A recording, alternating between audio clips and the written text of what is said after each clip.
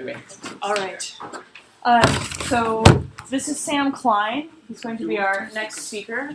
And I don't know which of the distributed organizations he's a part of he's going to tell us about today, but he tends to be heavily involved in the One Laptop Per Child organization that happened and is ongoing, Digital Public Library of America, Wikimedia most notably, which is what Wikipedia is built on, right? So beyond that, I'll let him introduce himself and possibly do more troubleshooting. Thank you. Got it. Okay, cool. Let me just mirror this. Let's see. So hi, everyone. I would say of the organizations Willow mentioned, One Laptop Per Child is a great example of non-distributed organization that tries to do a distributed thing. And one of the neat things about social media is that you get both distributed and non-distributed groups working together in the same space. Let's see.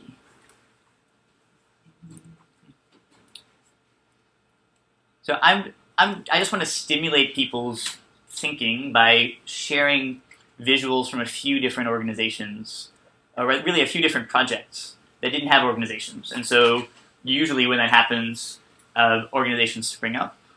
Things like the Arab Spring, we wouldn't necessarily call it an organization. It's just a collective response or a collective realization of a shared desire. Do you want me to troubleshoot while you talk? Please. Okay. What is your objective? I'm just mirroring this way. Okay. There we go. Then let me do that. Sure. Yeah. Great. So, in the news space, for instance, my question when people talk about news is, how do you distinguish news from anything that any of us write? What's the difference? Traditionally, it was actually there was an organization serving a role. It was a very non-distributed group that was saying this is news. And now we have the ability to say, well, I can watch a feed from a million different people, and everything that I see is new to me, and it's information they cared enough about to share. So maybe if you relax your definition enough, anything people write, anything people publish is new and is news. And then conversely, one of the problems with what we now have as that we think of as media bodies is that they all repeat one another, and they're not necessarily working together to share information, and they don't necessarily save it and store it over time. So you mentioned Deb, you mentioned three things: people and institutions and stories that you think would persist across clustering. But there's also the events themselves, or maybe the groups of things that are related to an event. And if you believe those things have meaning outside of what people wrote about, that's another interesting issue. And news often doesn't care that much about the event, so they might write about the same thing in the future and not tell you they wrote about it 5 times in the past. Ha! We have delayed. One of those feedback loops. Exciting. If you give that to a speaker, what did they speak about? So let's start with simple ideas that you can describe in a sentence that people ask the world to realize, and that were realized one way or another. This is Geograph, the Geograph project. Someone who lived in the UK said, I would like to have photographs of nature. I would like to have a photograph of every part of my country. I just want to know what it looks like. And people only photograph monuments. And I'm not so interested in monuments. So he posted on a list that he frequented, he said, what if everyone just goes out and takes a photograph of every acre? Or every square kilometer? Why doesn't everyone go out and take one photo that's representative of your square kilometer? And the nice thing is this is the kind of proposal that you can divide and conquer very easily. Check the map, you see if your square kilometer has a photo. If it doesn't, you go and take one. And then maybe there's a review process. People decide whether or not the photo is representative. Maybe it was a photo of a monument. Maybe you're on an island and the whole island is a monument and it has to be the photo. But now they have 82% coverage of the UK, and people in other countries thought it might be interesting and picked it up. But it's notable both because it was so successful, He just posted this on a list. Everyone said, "Oh, that seems like fun. I'll make a game." One person made the little JavaScript widget. Somebody donated a website to him. He eventually managed to raise whatever money he needed. Started in 2005. But it's also interesting that it wasn't so awesome that every country in the world did this. He was a person with a social network of a couple hundred people, and together they were able to decide this was fun for the UK. Similarly, if you look at OpenStreetMap is both something like this, where you describe it, you say, go and map the streets around you, and we will aggregate that. And it's really useful to the world. But when it started, it was basically Germany and a few other countries. And Germany has always dominated OpenStreetMap saturation. It's maybe 3 times as dense there as anywhere else. The OpenStreetMap maps are much denser than all the commercial maps. Not true in the rest of the world. So you see a lot of founder effects, which is, to me, one of the interesting things about these distributed solutions to these kinds of problems.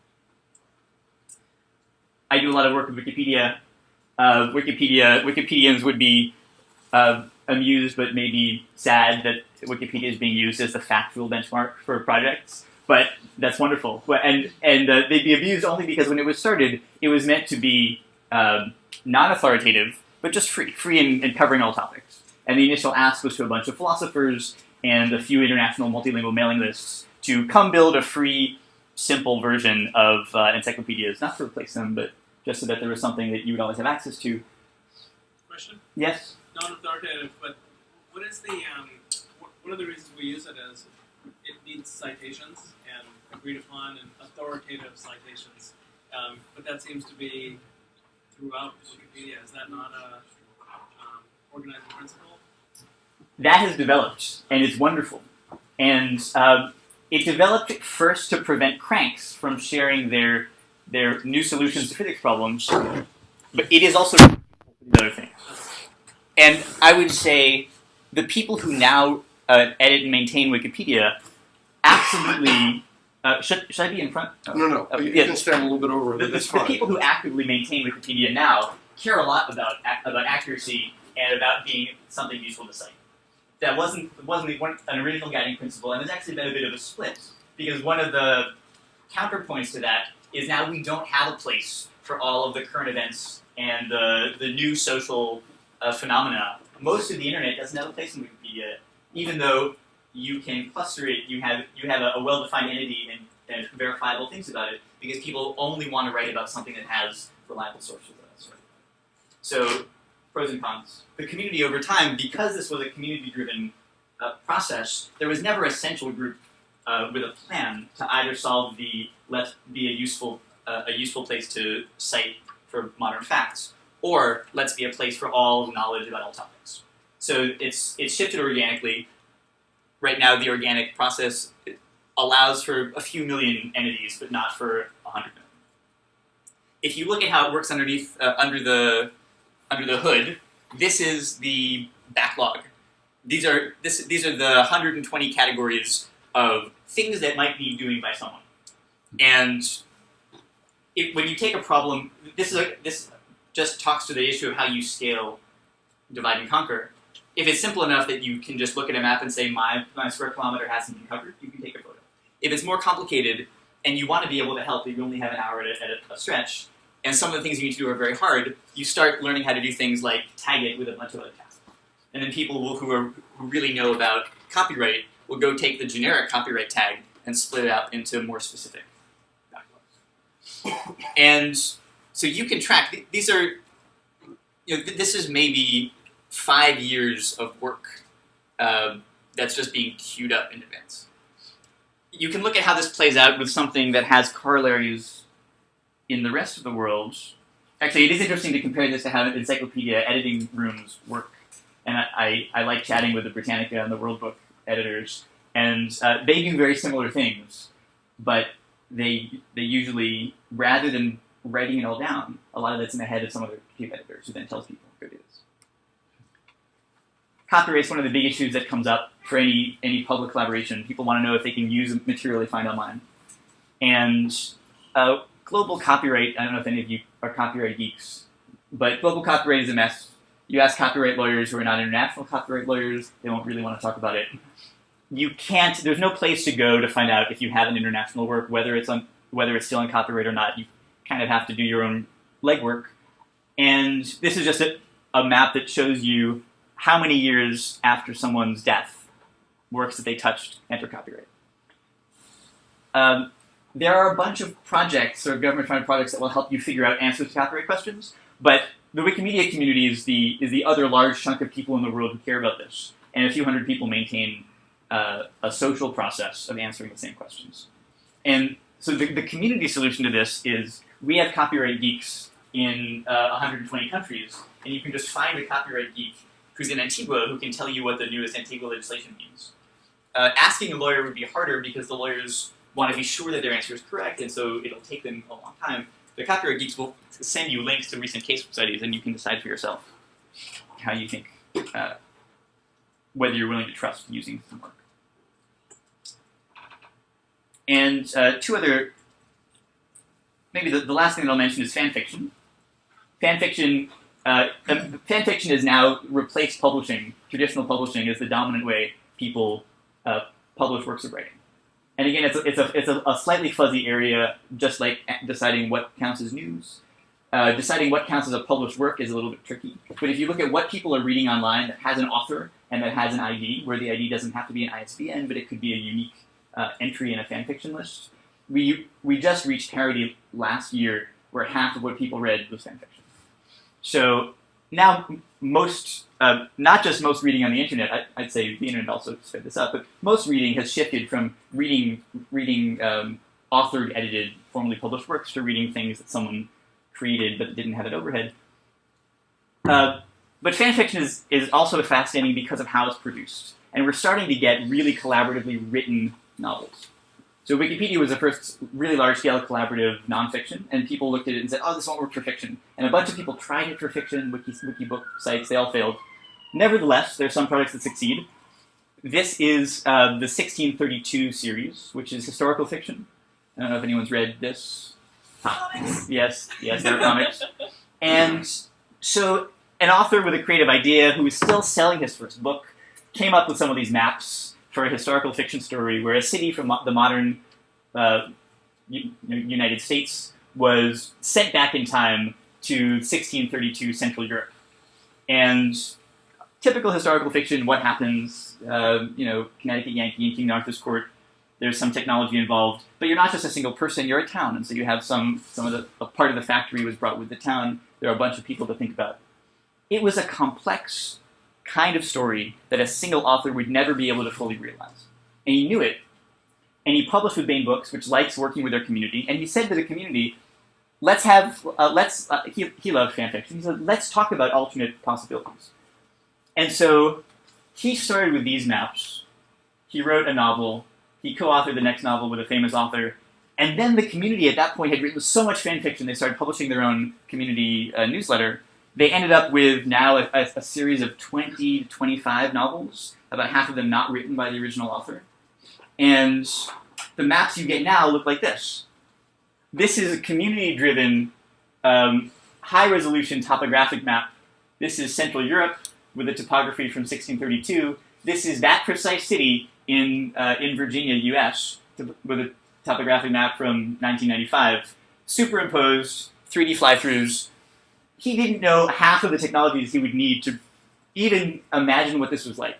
And eventually the community had enough experts in it that they generated this as part of what they did. The other things this community does is they maintain continuity. They maintain the spreadsheet of roughly 20,000 characters, maybe 25,000 characters that had ever appeared or been mentioned in any of the texts. These are hard things for an author to do. You have to keep track of all these things in your mind. These are really hard things for an editor to do. You often hope your editors do it, but even the greatest works of art tend to have continuity errors.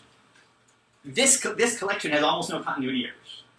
In addition to publishing the books and sort of printing them and selling them, they're not freely licensed, there is a free-to-access, searchable, full-text collection of all the works that's up there as soon as the drafts are out, even before they go to print. So if anyone really cares, they can find them just to allow people to do the continuity checking.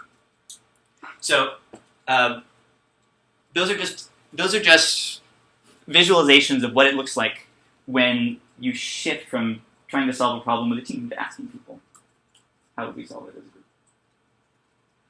And I think some of the best asks they're not actually asks. People just say, this would be cool, and they somehow have provided space, really inexpensive space for people to work on it. Questions? I attended a writers' conference in Boston last year with about 500 people in a plenary session who were all pulling their hair out because as authors they weren't making any revenue.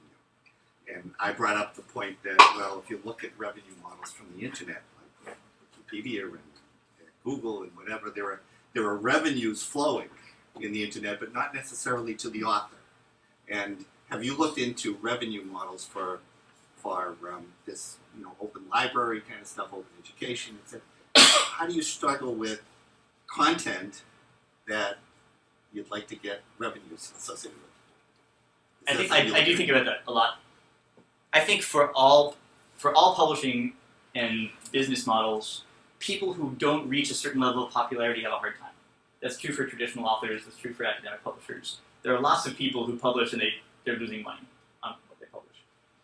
Once you reach a certain threshold of popularity, it becomes worth it, and people are constantly hoping that they'll make a little money and maybe be one of the outliers and make a lot. And that stays the same for collectively done work.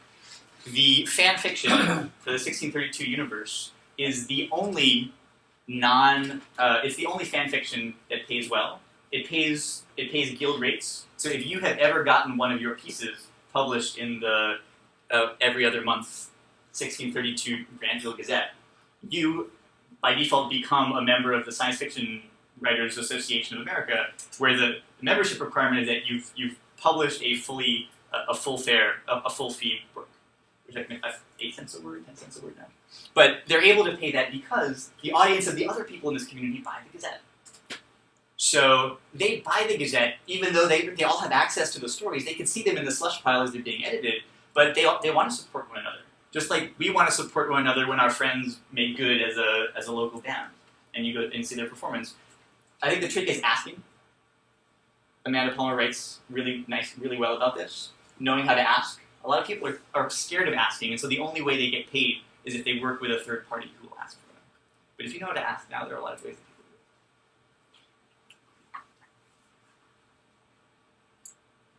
do it. Other questions? I'm just curious about your definition of fan fiction. I always thought that was if there was like a pre-established universe of some kind, and you went and, Star Wars universe, and you went and wrote about that. But that's not what you mean, I take it? You just mean sort of, or is that what you mean? That is. So, okay. What's the difference here? Oh, I don't know about the 1632. Some well-known author first generated the world.